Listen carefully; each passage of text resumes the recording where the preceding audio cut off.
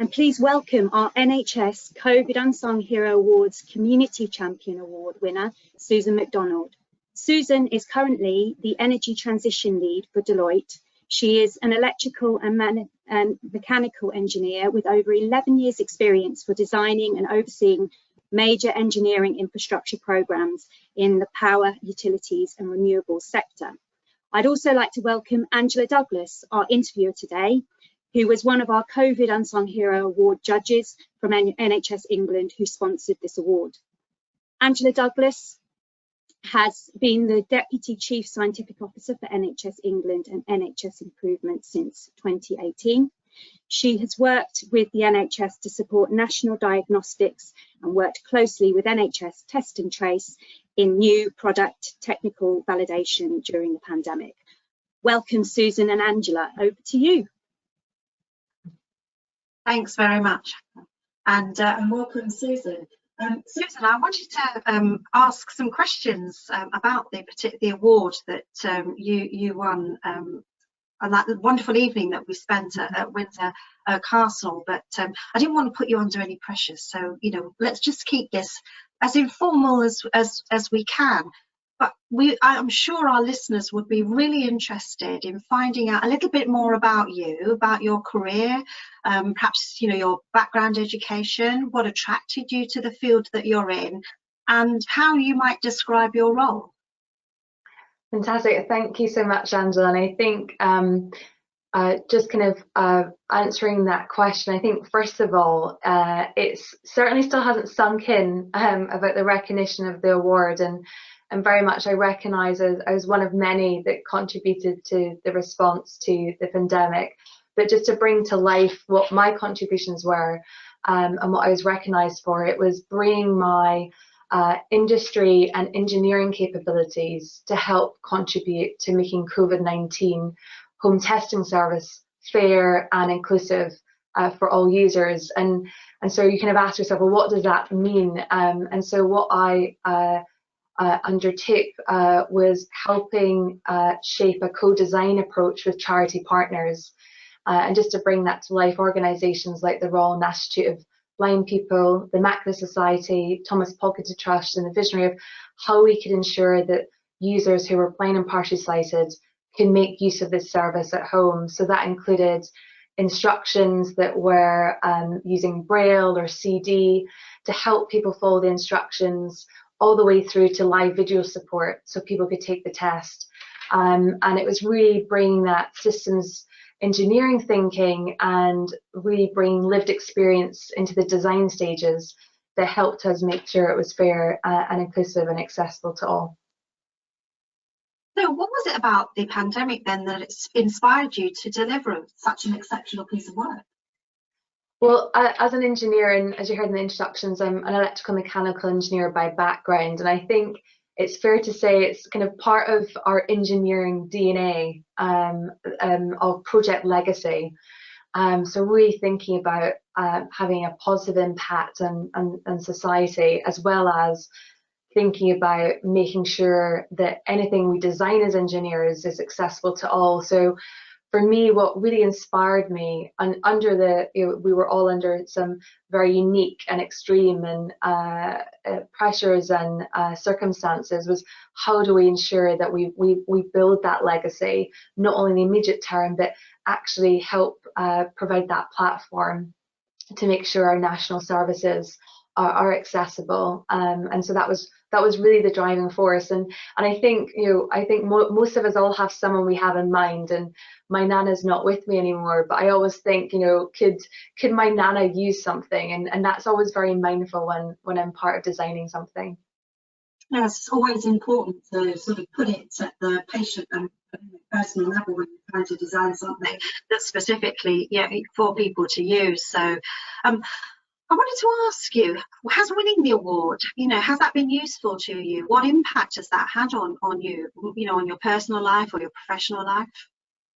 I think it's reinforced the importance of role models, and actually the WISE award in itself is a really good example of celebrating and elevating the contribution that not only scientists, technologists, engineers, and those in mathematics have, but particularly females in STEM.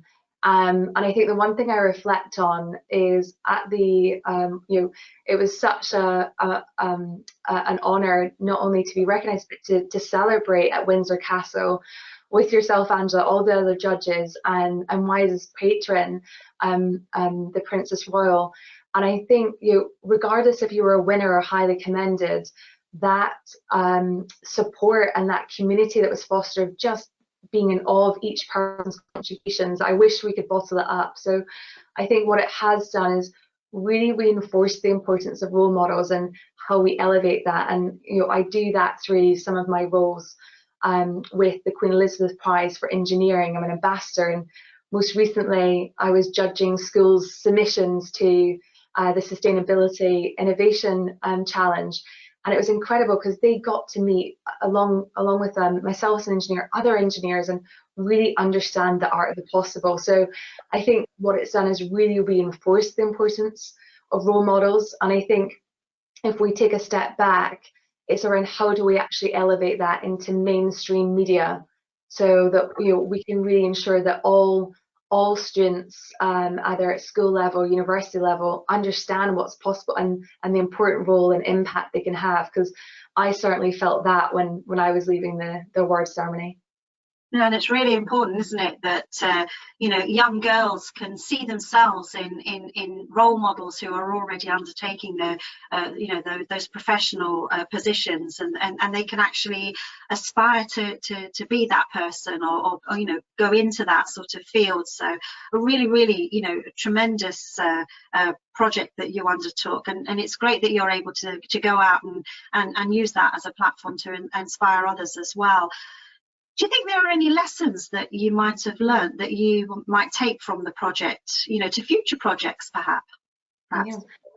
So currently, my focus is, that we're still across the world, still responding to the pandemic is obviously very different, but the challenge of our generation is climate change, and I work in Deloitte's net zero transformation team. So that's lots of words, but what that means is actually I'm helping clients, and these are large organizations, really think about how they address and accelerate to a net zero strategy and deliver against it.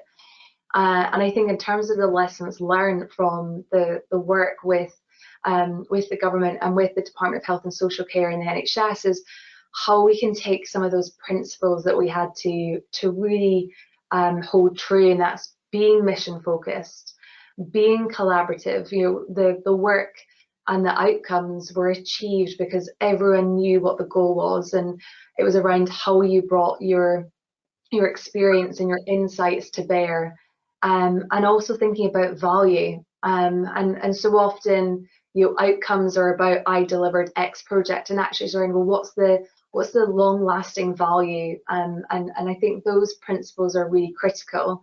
And I think under that collaboration, that co-design model, I mean, it's lived experiences are so important. We all have our unique experiences, and I think bringing that to bear at the start of a program it's the shortest route to value. And it's great because I think as well as the project being delivered, as a team, you learn so much when you've got such a diverse team around you that brings all those qualities together. So I think those things are important. And as I look to how we avoid climate catastrophe, how we really tackle climate change in society, those principles are going to be really key to our success in the future. That's too true, Susan. So, Susan, you mentioned earlier that you, were role modelling yourself, but have you had any role models in your career or in your life, or any mentors? And if so, how did they impact on your career, and how did they support you? So I think it's probably starting how I got into engineering. So I come from a family in STEM. So my mother was a podiatrist. She's retired now, and my father's an engineer. And so I always had kind of science, chemistry and extra maths. That was fun for me at home. But my light bulb moment into engineering was You may hear from the accent, I hail from Glasgow in Scotland originally, and I was part of the Scottish Space School. And so when I was 16, I got to go to NASA in Houston and work alongside NASA federal scientists and astronauts. And one critical role model was an astronaut called Bonnie Dunbar. She's an engineer by background. She's done 5 space flights. And I remember the first breakfast, just speaking to her, and it was just incredible thinking she'd been in space and all the work that she'd done. And really, she had shown the importance of find your passion, do it well, and it unlocks so many opportunities. And so she never thought her career would lead her to be in space, but by doing well, focusing on a STEM-led subject unlocked so much for her. So that was really inspiring. And then throughout my journey, I've had some really great sponsors and mentors throughout my career, whilst it was National Grid and at Deloitte. And I think the standouts when I was at National Grid was at the time our chief executive there, Steve Holliday, and around employee volunteer groups. So I was always active, and it was really great to see executive leader taking real focus in what it meant for people. And I think that's a really strong element, just regardless of what career you're in. And then working with Cordy O'Hara around women in National Grid, it was around how do we celebrate role models, and we did a role model bit, and it really helped the discussion and debate of how we help support each other. And then within Deloitte, I have really privileged. I work with incredible clients and an incredible team. I just learned so much, and I think what the important lesson is, and I haven't always had a sponsor and a mentor always through my career, and I always say to everyone, have one, is I think it's so important because sponsors can really help you be that advocate for you, help open up opportunities, and mentors can help you navigate your career. And as I said, that's always my advice. And if I think about the stages of my career where I've had really strong sponsors and mentors, they've really mastered. And when I haven't had those, that the importance of finding people that you can, you either see them as your role models or they can really help you navigate your career is so important. So we do spend a lot of our working or our life working, and it's really, really important, like you said, that we do something that really does, excite us. It does raise our passions. Otherwise, what's the point? You articulated that so well. You touched on your schoolgirl time in that response, and I just wonder if you were able to go back, what would you tell your schoolgirl self? Wow, I think so. I was very fortunate. The school I went to, you were told that anything's possible if you work hard and you're kind, and I think that was really important. I wouldn't want to change that, and I think if I was speaking to myself back at school, I would almost I wouldn't have expected the opportunities I've had in my career. And letting alone the recognition to the WISE Award. I think my advice would be to continue to focus on being active. I think that's so, and I mean that in all senses of the word. Where you see things that need fixed, don't sit on them. Always be active and trust your instinct. But importantly, everything's possible if you work hard and you're kind. And so I would really maintain those principles. But I don't think I'd quite believe the career if I was going back there and where it's taken me. No, I don't think any of us, schoolgirls, know what we're going to finally end up being, and we can never even imagine that we'll end up being what we actually do end up developing into. So sometimes it's good to reflect back. You talk about kindness there, and certainly we know in the NHS, kindness costs nothing, and it's just so important. And what we do know is our staff generally leave the person that they work for, not the organisation. And the kindness can go an awful long way, to retaining staff and being compassionate and caring more for our staff, is really, really important in keeping that health and well-being of our workforce. I wanted to talk about any experiences or any stumbling blocks, as a woman in STEM that you might have overcome or come across. Yeah, I think you're reflecting on stumbling blocks. I think I've touched on one is I think it's as an engineer and you're always data led and you're working in science, you think having a high quality output and doing a good job is enough, and those things are important, but it comes back that the importance of sponsors and mentors, sponsors to advocate, because sometimes you forget that actually you need to bring visibility of your work. And the second is mentors to help you navigate. So I do think where there's been moments where I've had to make choices in my career. So I worked in industry and I moved in consulting, and I grew up when I was at National Grid. I was sponsored by them when I studied my electrical mechanical engineering at the University of Strathclyde. So from the ages of 18, I'd worked with National Grid, and I still sometimes say we, because that's where I learned my craft and the good principles. And I think that stage in my career, the support I had through my mentors of, the reasons why I was shifting from industry consulting was so important. And that was, making sure I was going to still be perceived as an engineer. That was my biggest concern, because I still use my engineering, I apply it, but that was one of my potential concerns. And then I think the second stumbling block, if I reflect on it, is opportunities. And I think hopefully that helps really raise the profile. There's so many opportunities to get involved in as if you work in science, technology, engineering, or maths. But I always think, where can I add the most value? And I always ask myself, am I adding values? Am I having the impact? And I think it's really helpful to have those coaches available to really focus on what you're doing at hand, for the next 2 or 3 years, and really thinking about the career. Because for want of everyone's views, I actually, I've never really had a career plan. I've always aimed at, being on impact projects, being able to help, and it's really helpful to have those opportunities, to really get some coaching around where should I be aiming? Am I aiming high enough? Because sometimes you can get stuck, really focus, and it's good to have some people challenge you where the art of the possible is. I think that's always a really good question.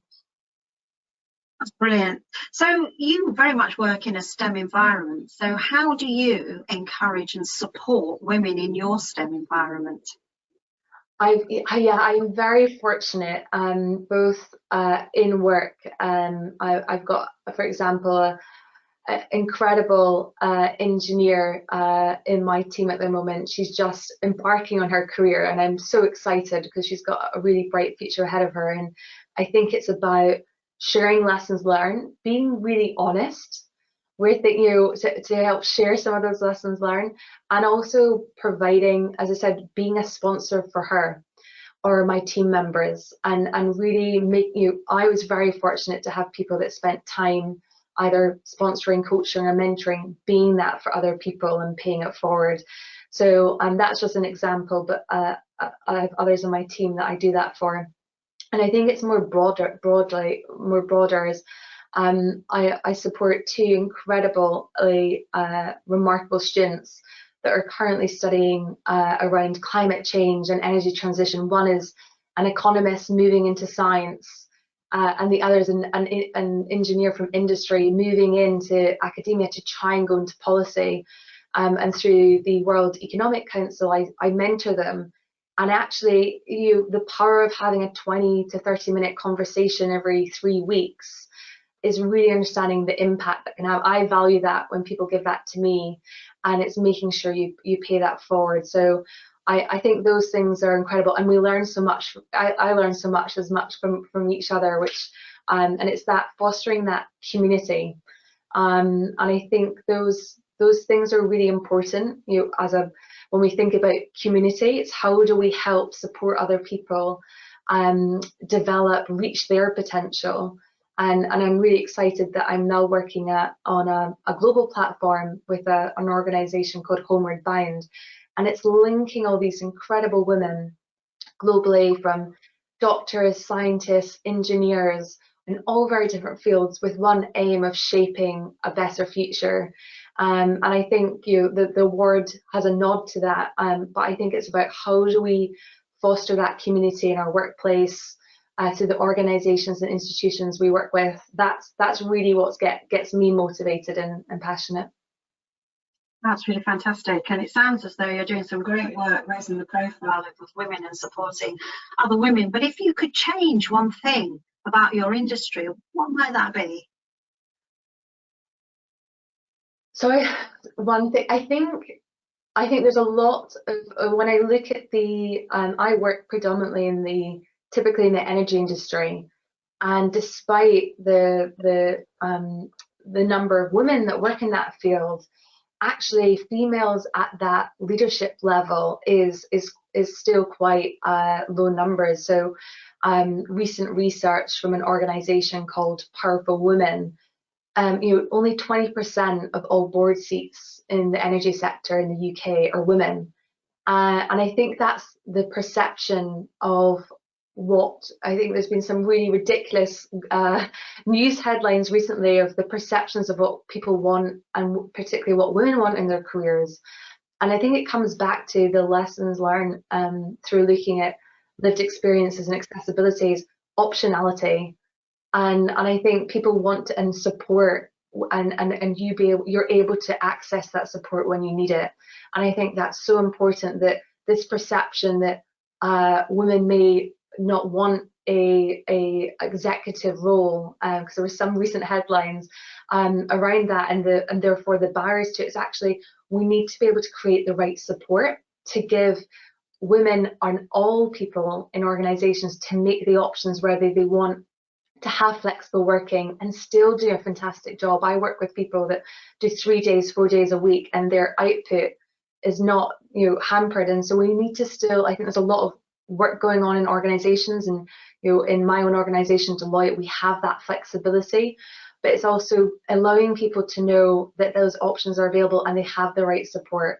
Because I really do want to see our energy sector, as well as our wider society, really taking note and valuing different voices, and that's how we get to the right result. And as I said, there's things that's happening, but I'm forever impatient. And I really like the words from Christina Figueres, who is part of the Paris Climate Change Agreement, is a stubborn optimist.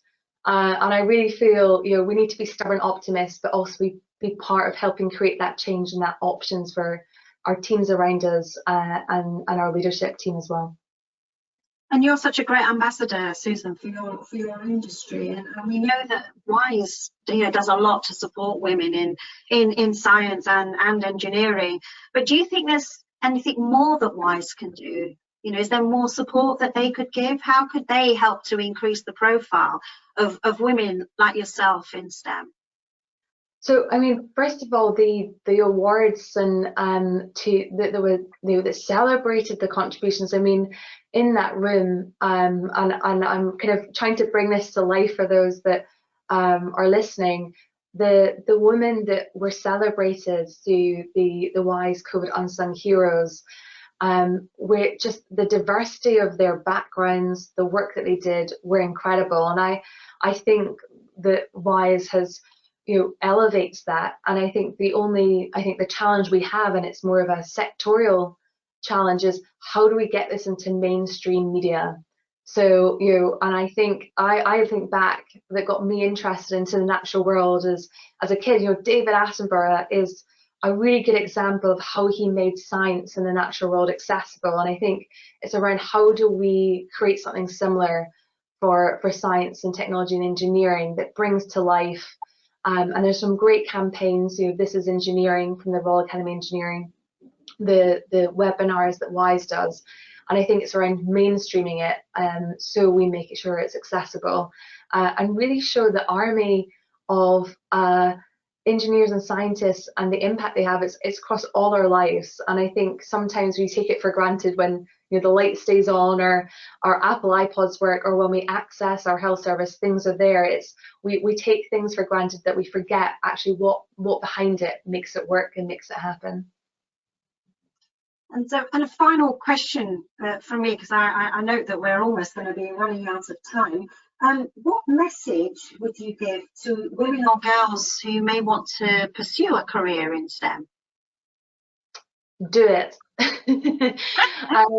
It's, you know, if you're looking for a career that gives you a sense of purpose, the ability to have a positive impact and to be proud of, and really shape the future, a career in science, technology, engineering and mathematics is your golden ticket, would be my main advice. Thanks, Susan. And now one of our listeners has posted a question in the question box, and she's asking what your next project is about.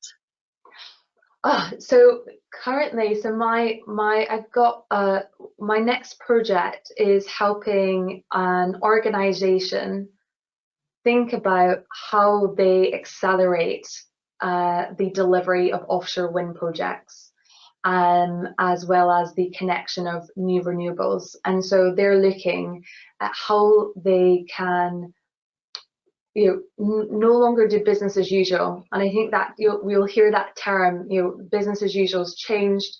There's been lots of implications and impacts in the energy sector, and we're all living and breathing that in the last 3 months.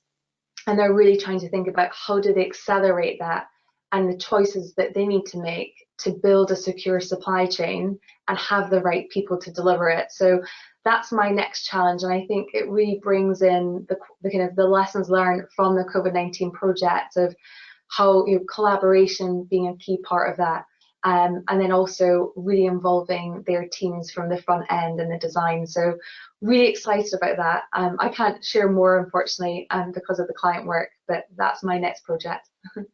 Sounds really interesting. And Susan, it's been a real pleasure speaking with you this afternoon. And you know, we wish you every success in the future. You really are an inspiration to women in not just in your field, but women across STEM. And I just want to thank you for taking the time to have the conversation with me. You've been such a worthy winner of that Community Champion Award, and thank you so much.